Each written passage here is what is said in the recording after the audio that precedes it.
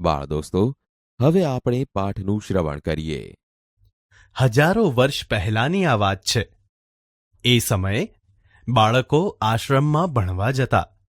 આશ્રમ ઘરની પાસે ન હોય. બાળક 7 વર્ષનો થાય એટલે એને ઉપનયન સંસ્કાર કરાવવામાં આવતા. પછી એ બટુક કહેવાતો. એ દૂર આશ્રમમાં ભણવા જતો. આશ્રમમાં 12 વર્ષ સુધી ભણવાનું રહેતું. ભણતર પૂરું થયા પછી જ ઘેર પાછા આવવાનું. દિવાળી કે ઉનાળાની રજાઓ ન હતી. ગામથી દૂર વનમાં આશ્રમ હોય. ગુરુ અને વિદ્યાર્થી સાથે જ રહે. આશ્રમના જીવનમાં ખૂબ જ શિસ્ત રહેતી.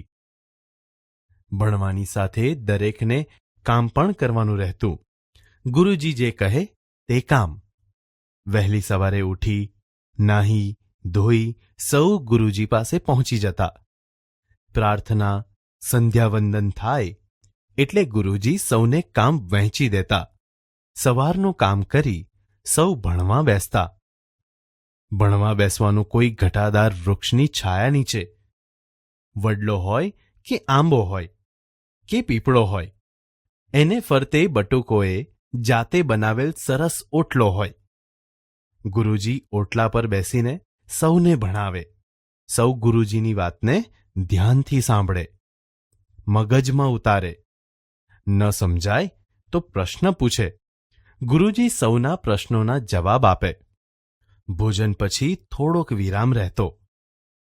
વળી પાછા સૌ પોતપોતાને સોંપેલ કામમાં લાગી જતા. કામ પતાવી સાંજ પહેલા આશ્રમમાં આવી નાહી ધોઈ સંધ્યાવંદન અને પ્રાર્થના થતા. ગુરુજી પ્રાર્થના બાદ ઉપદેશ આપે, કથા વાર્તા કહે. સૌ બટુકો ભોજન કરી સમયસર ઊંઘી જાય. આશ્રમમાં વેદ વેદાંગોનું અધ્યયન થતું. અશ્વવિદ્યા, શસ્ત્રવિદ્યા, આયુર્વેદ એવા વિવિધ શાસ્ત્રોનું અધ્યયન થતું. આ આશ્રમના જીવનમાં માત્ર ભણવાનું જ નહીં, પણ સાથે ખૂબ કામ કરવાનું રહેતું. આશ્રમમાં દરેક જણ કામ કરે. ગુરુજી પણ કામ કરે અને શિષ્યો પણ કામ કરે. જીવનમાં ઉપયોગી એવા કામ શીખવવામાં આવતા. કોઈ ખેતરમાં કામ કરે, કોઈ રસોડે કામ કરે, કોઈ વૃક્ષો ઉછેરવાનું કામ કરે, કોઈ દાબ કાપી લાવી એમાંથી આસન બનાવતા શીખે. દાબ કાપવામાં કુશળ થવું પડતું. કાળજી ન રાખે તો એ દાબ આંગળીઓમાં ચીરા પાડે. કોઈ પાંદડાના પતરાળા અને પડિયા બનાવે. કોઈ સૂતર કાંતે, કાપડ વણતા શીખે. કૂવામાંથી પાણી કાઢતા શીખે. કામ કરતાં કરતાં વસ્તુઓની જાણકારી મળે અને કામમાં કુશળ પણ થવાય. એક કામ શીખી લેવાય એટલે બીજું શીખવા મળે. આશ્રમ જીવનનું સૂત્ર હતું, કામ કરતા જાઓ અને કામ શીખતા જાઓ. વિશ્વામિત્ર મુનિનો આવો જ એક આશ્રમ હતો. વિશ્વામિત્ર મુનિ ખૂબ જ્ઞાની હતા.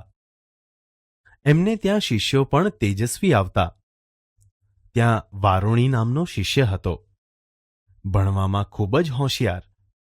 સવારે શીખવાડ્યું હોય તે સાંજ સુધીમાં તો એને યાદ રહી જતું. કારણ કે આખો દિવસ એ મનમાં એનું જ રટણ અને વિચાર કર્યા કરતો. ગુરુજીને એ જાત જાતના પ્રશ્નો પૂછતો. ગુરુજી એની શંકાઓનું નિરાકરણ કરતા. ગુરુજીને પણ એ ગમતો. વારુણીને અધ્યયન ખૂબ ગમતું, પણ કામ કરવામાં એને મજા ન આવતી. કામ કરતી વખતે એ ભણવાના વિચાર કરતો. કામ બાજુએ રહી જતું. સાંજ પડે સૌ શિષ્યો કામ વ્યવસ્થિત પતાવી પાછા ફર્યા હોય, પણ વારુણી મોડો જ પડે. એનું કામ પણ અધૂરું ને અવ્યવસ્થિત રહેતું. એને હવે કામ કરવાનો કંટાળો જ આવવા માંડ્યો હતો. એને થતું, હું અહીં ભણવા આવ્યો છું, વિદ્વાન થવા આવ્યો છું, મારે આવા કામો શા માટે કરવા જોઈએ? ક્યારેક બીજા શિષ્યો આગળ તે આવું બોલી જતો. ગુરુજીને કાને આ વાત પહોંચી હતી. પણ તેઓ તક મળે તેની રાહ જોતા હતા. એ દિવસે વારુણીને કૂવા પર રેંટ ચલાવવાનું કામ સોંપ્યું હતું. ગુરુજી પોતે અન્ય શિષ્યો સાથે ખેતરમાં કામ કરતા હતા. વારુણીના મનમાં સવારે ગુરુજીએ શીખવેલું ચાલ્યા કરતું હતું. યજ્ઞો વડે દેવોની આરાધના કરવી એ આપણો પહેલો ધર્મ છે. પછી ગુરુજીએ શું કહ્યું હતું? આમ વિચાર કરતા કરતા વારુણીના હાથ પગ ચાલતા અટકી ગયા. રેંટ ફરતો બંધ થઈ ગયો. એના ગળામાં પાણી આવતું બંધ થઈ ગયું. થાળામાં પાણી રેડાતું અટકી ગયું. ત્યાંથી ધોરિયામાં અને ધોરિયામાંથી ખેતરમાં જતું પાણી પણ બંધ થઈ ગયું. ખેતરના કામમાં વિલંબ થયો. બધાને કારણની ખબર હતી. વારુણીને જે કામ સોંપાય તેમાં આવું જ થાય. ગુરુજીને થયું કે આ સારી તક છે. તેઓ ખેતરમાંથી કૂવા તરફ આવ્યા. એમણે જોયું કે વારુણી રેંટ પર બેઠેલ છે, પણ રેંટ ચાલતો નથી. એનું ધ્યાન ક્યાંક બીજે જ છે. ગુરુજીએ પૂછ્યું, વત્સ, આ રેંટ કેમ અટકી ગયો અને તું શાનો વિચાર કરે છે? વારુણી એકદમ ચોંકી ગયો. એણે ગુરુજીને વંદન કર્યા અને પોતાની સ્થિતિ છાવરવા માંડ્યો. એ તો હું જરા તમે ભણાવેલ રૂચા યાદ કરતો હતો, એટલે રેંટ જરા અટકી ગયો.